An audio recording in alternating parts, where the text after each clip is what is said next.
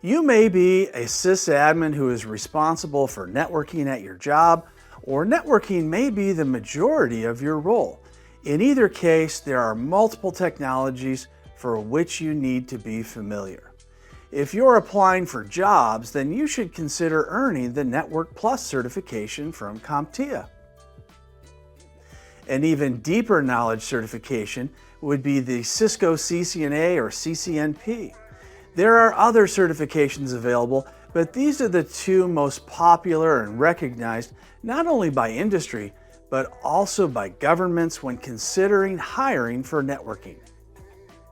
You'll need to become familiar with routers, switches, and firewalls as the locations where data travels from one device to another.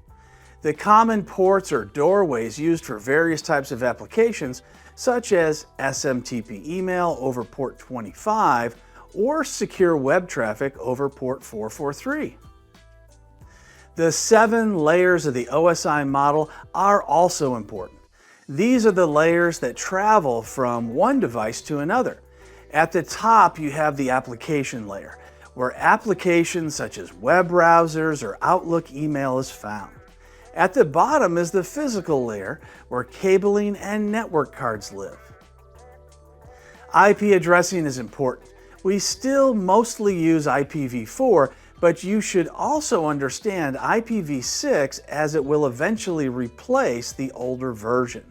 Within IPv4, you should understand the role of network address translation, subnetting, dynamic IP addressing, and most importantly, DNS or domain name services.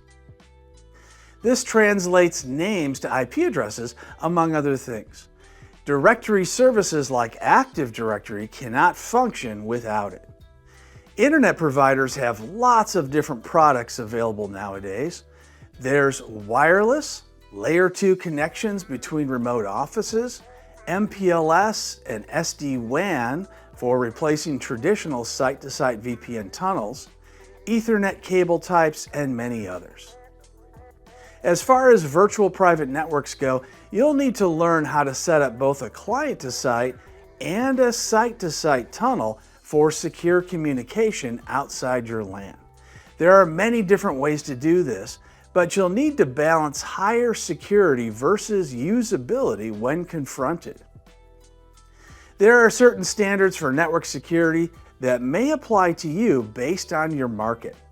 If you're in the US in finance, you'll need to understand Sarbanes-Oxley and PCI compliance. If in healthcare, then you'll need to know HIPAA compliance. There are actually dozens of various different compliance requirements based on the industry in which you work and the country in which you live. So be sure to look that up with your government. Some compliances are just best practice, like the ITIL exam, while others are laws you need to follow.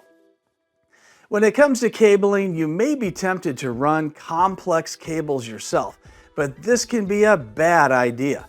There are laws about types of cables and who can run cables. There are also cabling types besides the traditional Ethernet cable, such as fiber. Many servers and storage devices now use fiber, and you'll need to be familiar with how to use them to connect devices together.